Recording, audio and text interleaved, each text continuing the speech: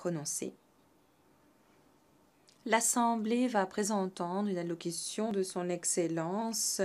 Félix Antoine Tshilombo Tshisekedi, président de la République démocratique du Congo. Je prie le protocole de bien vouloir accompagner son Excellence.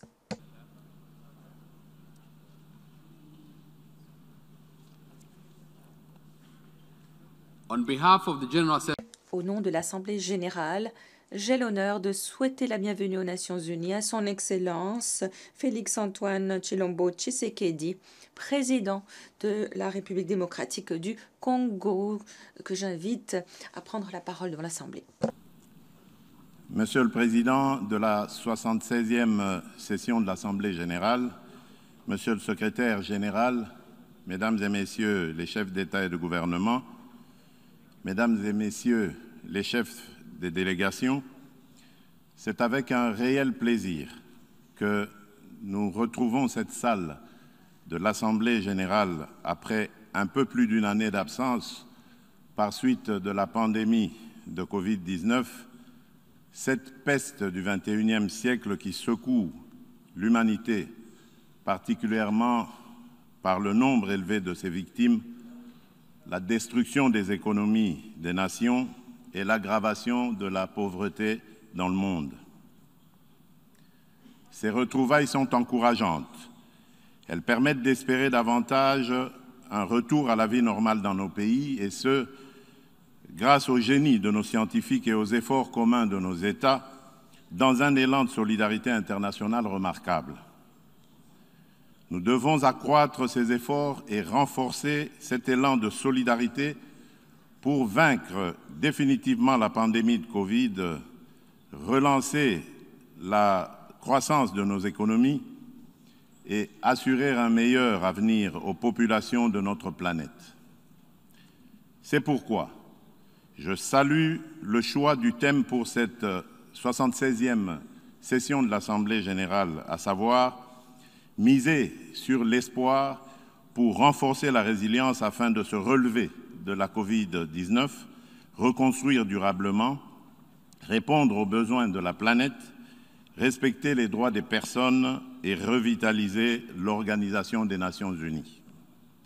Ce thème traduit bien notre détermination d'éradiquer le Covid-19 et notre désir de rétablir le destin commun par le multilatéralisme sous la coordination d'une ONU à la hauteur des défis existentiels de l'humanité, notamment celui de la réalisation des objectifs du développement durable et inclusif. Monsieur le Président, la victoire contre la Covid-19 n'est possible et durable que si le combat demeure une affaire de tous et si nous atteignons un taux d'immunité collective suffisant pour l'ensemble de l'humanité. Pour sa part, l'Afrique n'a pas croisé les bras et n'entend point capituler devant une quelconque fatalité du destin. Au contraire, elle a mis en place une stratégie continentale commune contre la Covid-19. Dans ce cadre, elle a créé un fonds de réponse à la Covid-19 et lancé une plateforme de fourniture médicale pour garantir à tous ces pays l'accès aux équipements et fournitures nécessaires. L'Afrique a signé le 28 mars 2021 par le canal de l'African Vaccine Acquisition Trust, AVAT en sigle, un accord pour l'achat de 220 millions de doses de vaccins, et certains pays africains ont initié le projet de création de l'Agence africaine de médicaments. D'autres produisent déjà des vaccins sous licence. D'ici janvier 2022, le nombre de vaccins à distribuer dépassera dans notre continent les 25 millions de doses par mois. Des chercheurs africains de renommée mondiale en sciences médicales ont proposé une gamme de remèdes efficaces contre le coronavirus qui méritent d'être soutenus par notre organisation mondiale et les institutions scientifiques spécialisées. À ce sujet, Je saisis cette occasion pour remercier tous les partenaires qui ont apporté leur appui aux efforts du continent dans la lutte contre cette pandémie. Quoi qu'il en soit, tout en nous félicitant des projets incontestables de la science médicale en ce qui concerne le dépistage du virus et l'invention du vaccin dans un temps record, il y a lieu de constater malheureusement que le mal est encore loin d'être éradiqué. La récurrence de la pandémie, qui comme une hydre en est à sa troisième vague, plus virulente que les précédentes, notamment en Afrique et dans d'autres contrées du monde, inquiète et consume les espoirs suscités par ces avancées significatives. C'est pourquoi, pour renverser définitivement la tendance actuelle, les actions ci-après me paraissent urgentes. Premièrement, augmenter la capacité des tests dans les pays qui ne disposent pas de produits de laboratoire requis. Deuxièmement, assurer un approvisionnement suffisant et rapide en médicaments et équipements nécessaires à la prise en charge des malades. Troisièmement, généraliser la vaccination en approvisionnant en vaccins ceux qui ne les produisent pas et en les dotant de capacités de production locales. C'est ici le lieu de lancer un appel à la communauté internationale pour soutenir le projet de création de l'Agence africaine des médicaments. Quatrièmement, encourager la recherche médicale et accroître la coopération scientifique entre les institutions universitaires. Et enfin, cinquièmement, soutenir les politiques de réforme de structures sanitaires et élargir la couverture des soins de santé au plus grand nombre dans les pays en développement. Monsieur le Président, la Covid-19 n'est pas seulement destructrice de vies humaines, elle est aussi un virus de l'économie mondiale qu'elle a plongé dans la récession, aggravant ainsi notamment la vulnérabilité et la dépendance des économies des pays pauvres, dont beaucoup sont africains. De plus, l'impact de la baisse généralisée des activités économiques a été particulièrement ressenti en Afrique par les populations les plus vulnérables, dont les femmes et les enfants, notamment par la perte d'emploi, la chute des revenus et les déperditions scolaires. Aussi, en même temps que nous nous employons à extirper le coronavirus de la vie de nos populations, devons-nous nous atteler à relancer l'économie mondiale au risque de fragiliser davantage ces populations, de briser leur résilience et de compromettre pour longtemps le retour à la prospérité ainsi qu'à la normalité sociale. Nous ne pouvons gagner cette bataille que dans le cadre d'un effort commun et sur base d'une feuille de route définie ensemble. Ceci exige un partage des responsabilités et plus d'équité dans la complémentarité que commandent la mondialisation de nos économies et la globalisation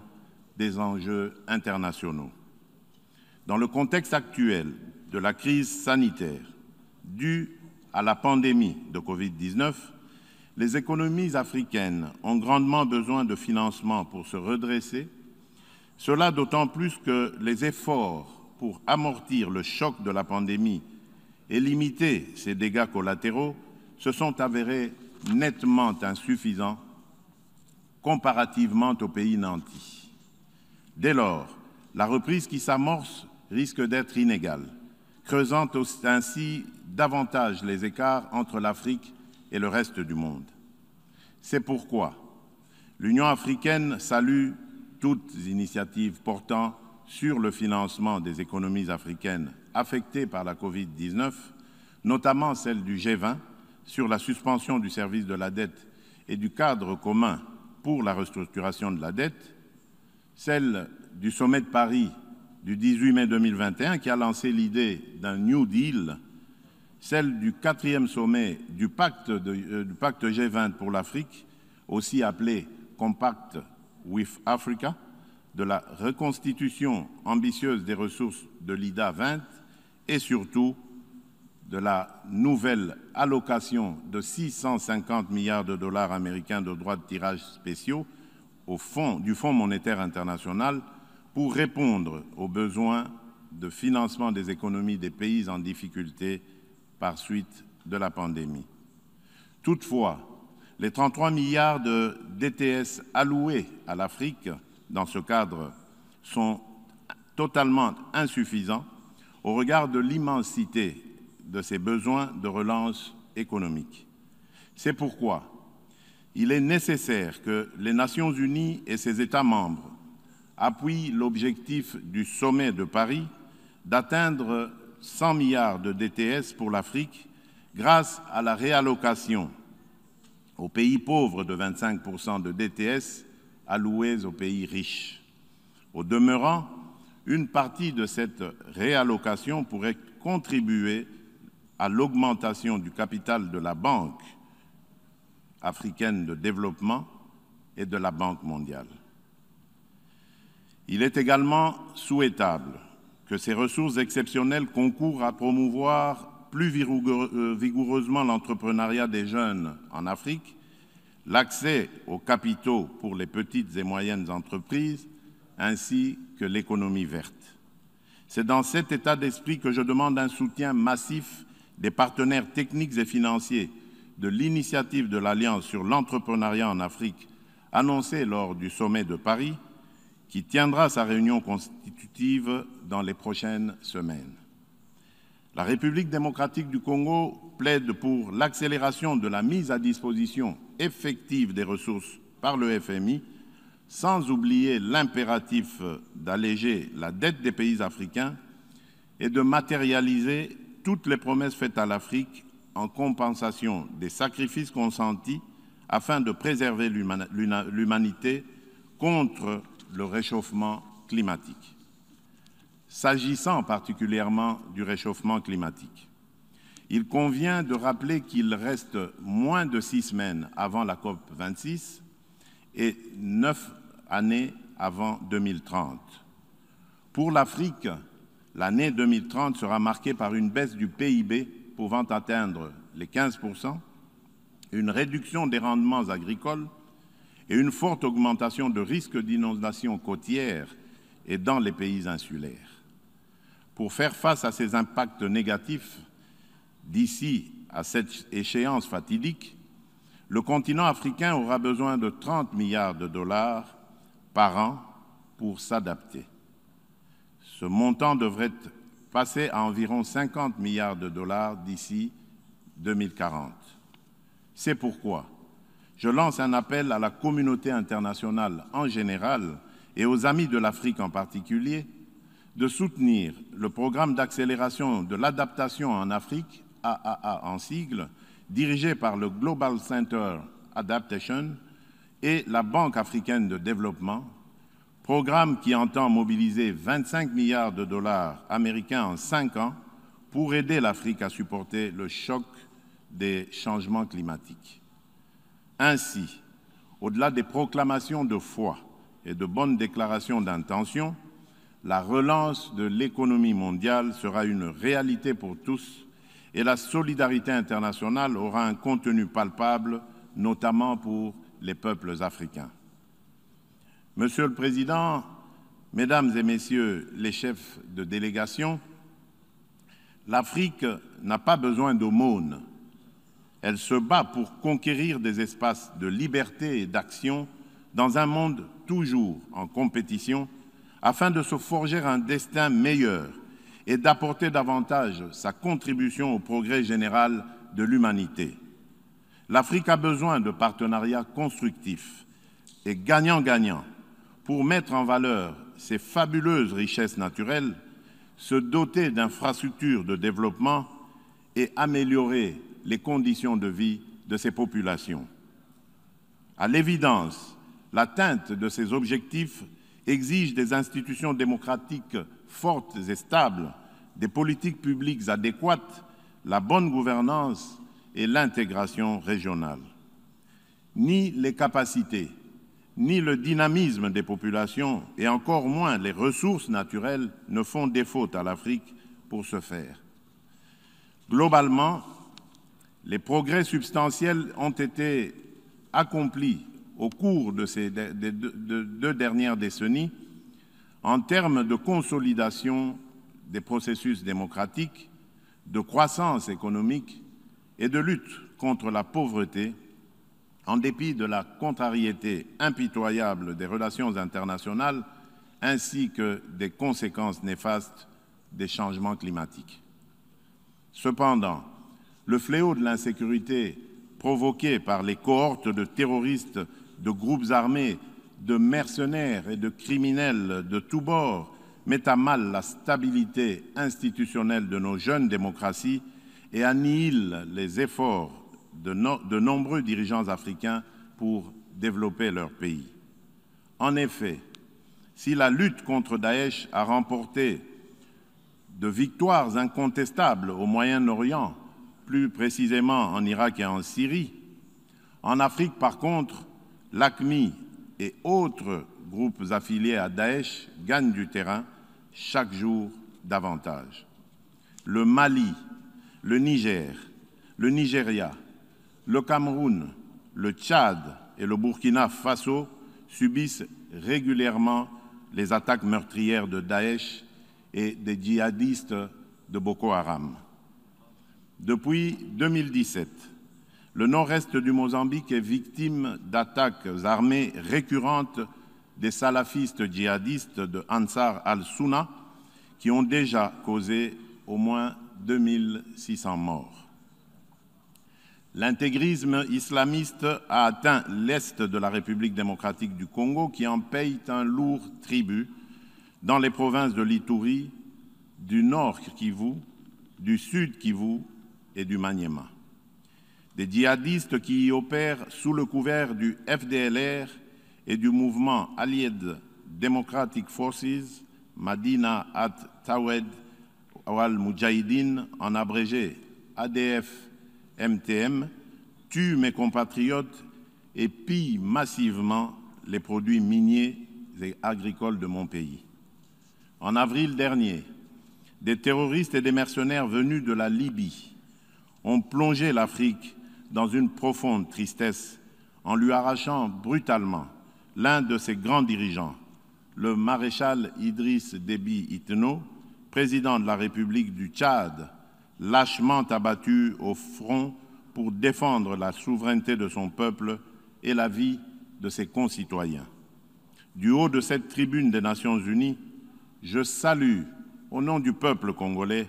la bravoure et l'engagement de cette figure historique pour protéger l'Afrique contre le terrorisme.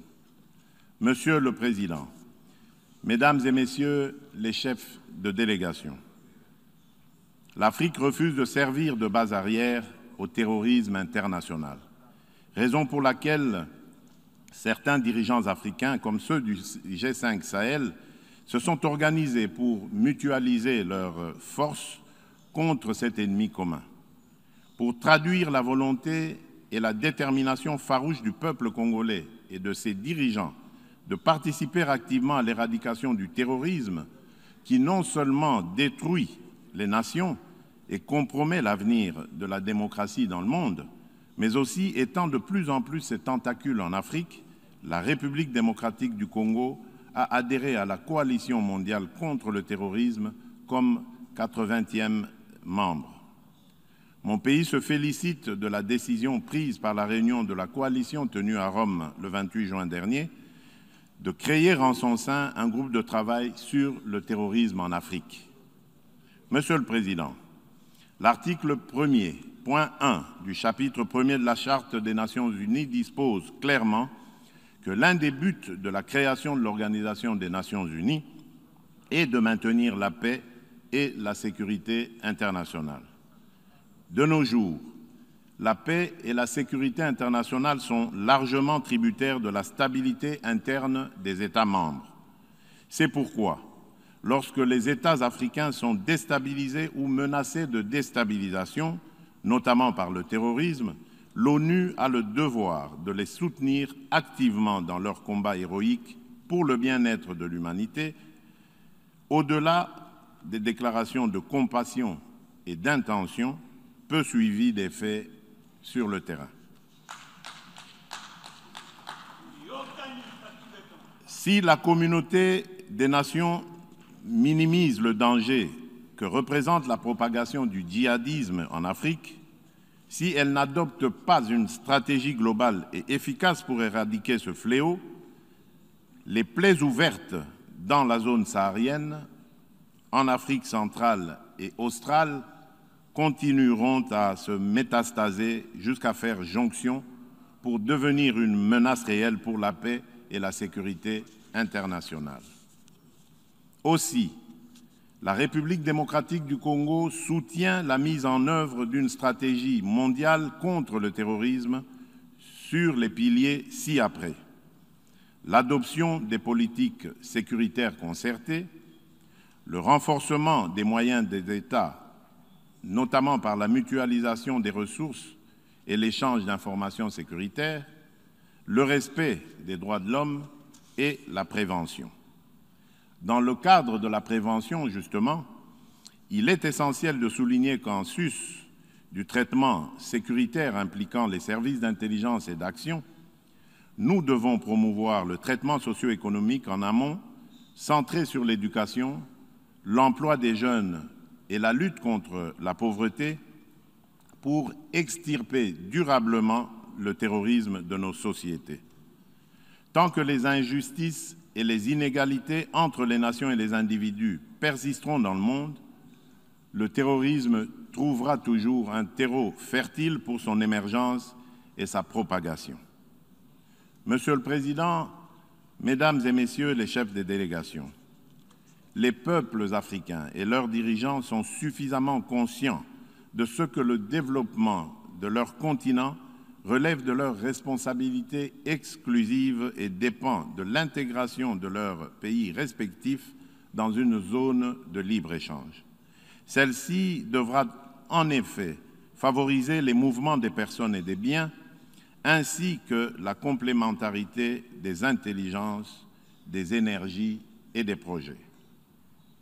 La création de la zone de libre-échange continentale africaine, la ZLECAf en sigle, procède de cette prise de conscience de la volonté des Africains de consolider leur indépendance économique et d'un impératif de développement de l'Afrique dans un monde où les pauvres n'ont droit qu'à la commisération et au mépris. Réussir la ZLECAf, c'est-à-dire la rendre effective et la transformer en un vaste marché de plus d'1 milliard de consommateurs, devient aussi un enjeu et un défi majeur, aussi bien pour les dirigeants que pour les élites africaines au cours de ce XXIe siècle. En République démocratique du Congo, nous sommes convaincus que l'Afrique gagnera cet enjeu et relèvera ce défi puisqu'elle en a les moyens et la détermination. Les principaux instruments de cette grande ambition d'intégration africaine sont notamment la réalisation des projets régionaux et continentaux prioritaires inscrits dans l'agenda 2063, la conclusion des partenariats entre les États africains, la mise en œuvre des politiques internes incitatives à l'investissement privé, notamment par l'amélioration du climat des affaires, la diversification et l'industrialisation des économies nationales, le règlement pacifique des différends entre États dans le cadre des institutions et mécanismes propres au continent, selon l'option levée par l'Union africaine qui veut qu'aux problèmes africains, il y ait des réponses africaines. C'est sur base de cette option de la Charte de l'ONU et du principe de subsidiarité que depuis mon accession à la présidence en exercice de l'Union africaine, je m'emploie à faciliter le règlement du différend qui divise l'Égypte, le Soudan et l'Éthiopie sur l'opérationnalisation du grand barrage de la Renaissance éthiopien, construit par cette dernière sur le Nil bleu. À cet effet, j'ai pris des initiatives suivantes. L'organisation de négociations de Kinshasa en avril dernier et les consultations directes avec les plus hautes autorités des 3 pays par moi-même lors de ma tournée diplomatique du mois de juin dans leurs capitales respectives. Cette démarche a permis d'identifier les quelques points qui nécessitent encore une harmonisation entre les parties pour conclure un accord juste et contraignant, prenant en compte les intérêts de chacune d'elles et favorisant un climat de confiance mutuelle indispensable pour que ce grand barrage devienne un instrument d'intégration économique régionale et de solidarité entre l'Éthiopie, l'Égypte et le Soudan. Ces points ont été communiqués aux 3 pays et dans un proche avenir, les discussions vont reprendre. Je demeure confiant,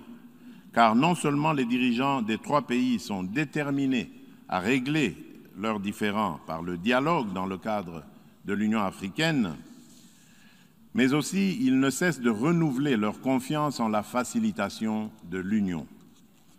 Je saisis cette opportunité pour les en remercier et rassurer les observateurs ainsi que tout État ou institution accepté par les parties que leur accompagnement sera le bienvenu. Monsieur le Président,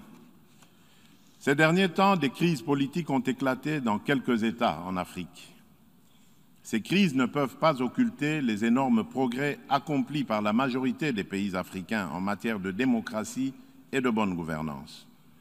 Je voudrais rassurer la communauté des nations que le processus de démocratisation reste irréversible en Afrique. Les soubresauts du moment ne sont que les avatars d'un processus démocratique laborieux, certes, mais qui se construit avec le temps et pierre par pierre. Les peuples africains ne toléreront plus de régime militaire ou autocratique. C'est ainsi que le peuple congolais poursuit sa noble et exaltante lutte contre la dictature, l'autocratie et les antivaleurs qui structurent encore notre agir. Dans ce cadre, dès mon accession à la magistrature suprême, j'ai entrepris des actions et des réformes politiques et économiques profondes. Je me suis farouchement opposé à toute velléité de perpétuer le règne des antivaleurs fondées sur la prédation et les violations des droits humains, ce qui a conduit aux ajustements institutionnels de décembre 2020 et du premier trimestre 2021, à la grande satisfaction de mes compatriotes qui n'ont jamais cessé de réclamer le changement radical de la gouvernance de notre pays. Au plan économique, la République démocratique du Congo est entrée en programme avec le Fonds monétaire international au mois de juin dernier et bénéficie de l'assistance de la Banque mondiale pour réaliser de grands projets sociaux et des infrastructures de base. À la faveur de la mise en œuvre de réformes courageuses, la croissance économique s'est accélérée pour dépasser les 5% l'an, l'inflation s'est décélérée et la monnaie nationale, le franc congolais, s'est stabilisée sur le marché des changes. Puisque l'amélioration des recettes internes est une de nos priorités et le gouvernement de la République démocratique du Congo conduit, depuis mon avènement à la tête du pays, une politique rigoureuse de lutte contre la corruption, les détournements de deniers publics et l'impunité. Les résultats sont déjà perceptibles avec l'augmentation substantielle de recettes depuis le second trimestre de cette année. Par ailleurs, nous ne cessons de sillonner l'Afrique et le monde pour réchauffer la coopération multilatérale et bilatérale et inviter les investisseurs en République démocratique du Congo afin de créer des richesses et des emplois en faveur de notre jeunesse. Aussi, le gouvernement de la République a-t-il déjà conclu des accords de partenariat avec plusieurs pays et groupes d'investisseurs privés. Nous sommes déterminés à raffermir davantage ce retour de la confiance en notre pays. Cependant, une lourde hypothèque pèse sur ces acquis encourageants et risque d'entraver la marche victorieuse du peuple congolais vers son bien-être. C'est l'insécurité au nord-est de la République démocratique du Congo, en proie depuis 2 décennies à des attaques meurtrières et aux razzias récurrentes d'une multitude de groupes armés au sein desquels se trouvent des terroristes islamistes. Il n'est un secret pour personne que ces attaques ont causé des milliers de morts et de déplacés, des viols de femmes et des violations massives des droits de l'homme. Face à la persistance de ce cancer qui mine le pays au nord-est et aux difficultés rencontrées par les troupes de la mission des Nations Unies pour la stabilité du Congo, sur le théâtre des opérations, j'ai décidé de proclamer, conformément à l'article 85 de la Constitution, l'état de siège pour mettre fin à l'insécurité dans une région stratégique de la République démocratique du Congo. En vertu de ce régime constitutionnel d'exception, les forces armées de la République assument la totalité de la responsabilité de la gestion administrative et sécuritaire des provinces concernées, en même temps qu'elles mènent des opérations militaires. Grâce à l'état de siège, des avancées importantes ont été réalisées, notamment la neutralisation de plusieurs centaines de miliciens, les redditions de nombreux éléments de ces groupes armés, la récupération d'armes et de munitions par les forces armées de la République, le démantèlement de plusieurs réseaux de trafic illicites d'armes, de munitions, de minerais et de ravitaillement des groupes armés en produits divers. La récupération de nombreuses localités de l'Est du pays qui étaient jadis occupées par des rebelles, la libération de nombreux otages autrefois détenus par les groupes armés, dont les ADF, la réouverture de certains axes routiers importants qui étaient jadis sous le contrôle des forces négatives et la réduction sensible des incursions contre la population civile.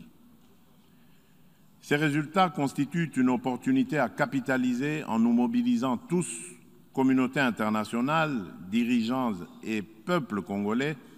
afin d'en finir, une fois pour toutes, avec le cycle infernal de la violence imposée par les forces négatives qui écument le nord-est de la République démocratique du Congo et de consolider la paix,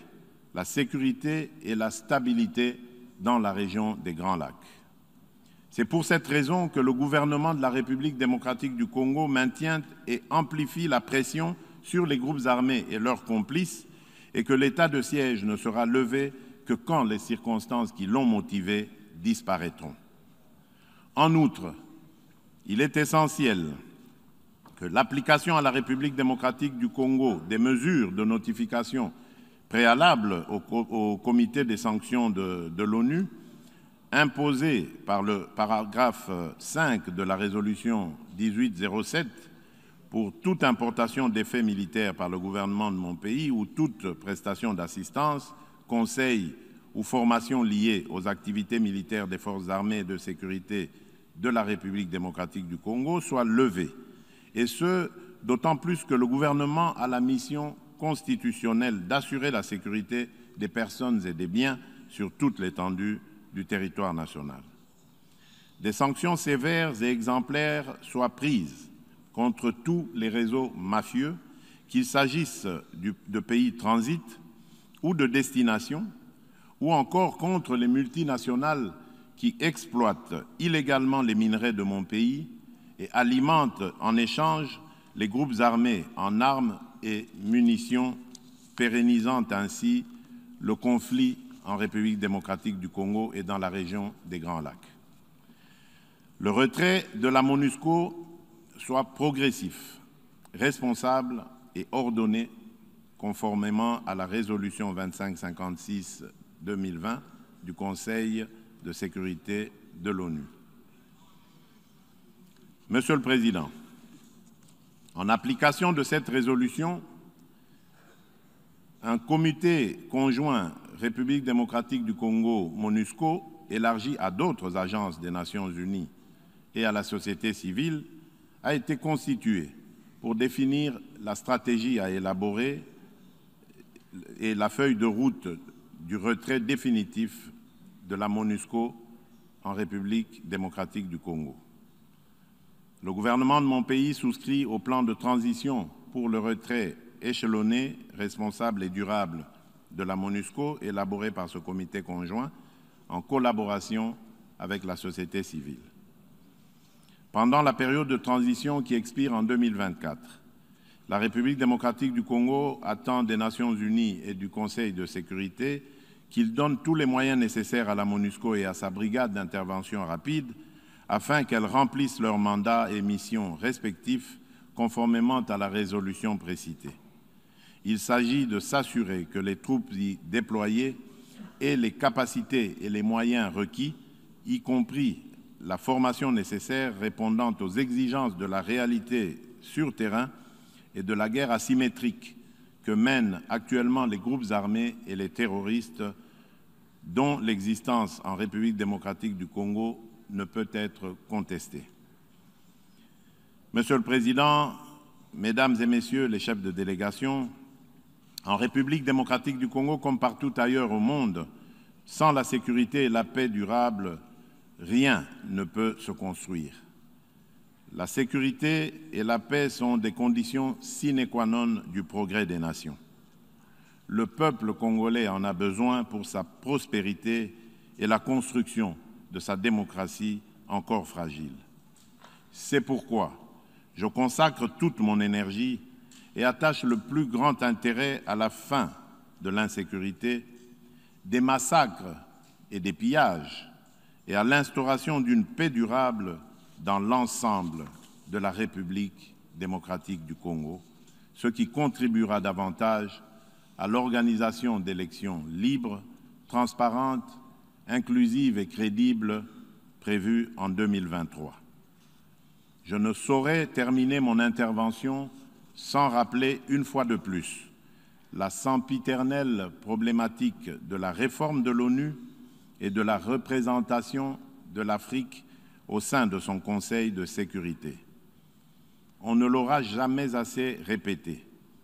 Il s'agit d'une question d'efficacité de l'ONU et de justice à rendre à un continent, mieux à un pan entier de l'humanité dont le rôle ne cesse de s'accroître chaque jour davantage dans la conduite des affaires internationales. En vérité, la revitalisation de l'ONU, retenue pour nos discussions au cours de cette session, est aussi à ce prix. Les Nations unies commettraient une faute politique grave en restant toujours dans la rationalité des rapports de force issus de la guerre mondiale de 1940-45, il y a 76 ans. À ce sujet, je réitère la position commune africaine arrêtée par les chefs d'État et de gouvernement contenue dans le consensus d'Ezulwini et dans la déclaration de Sirte. Il s'agit de représenter l'Afrique par 2 sièges supplémentaires dans la catégorie des membres non permanents et de 2 autres dans celle des membres permanents avec les mêmes droits, y compris celui de veto, les mêmes privilèges et obligations que ceux des membres permanents actuels. Au nom du peuple congolais, je souhaite plein succès aux travaux de la 76e session ordinaire de l'Assemblée générale des Nations unies. Je vous remercie.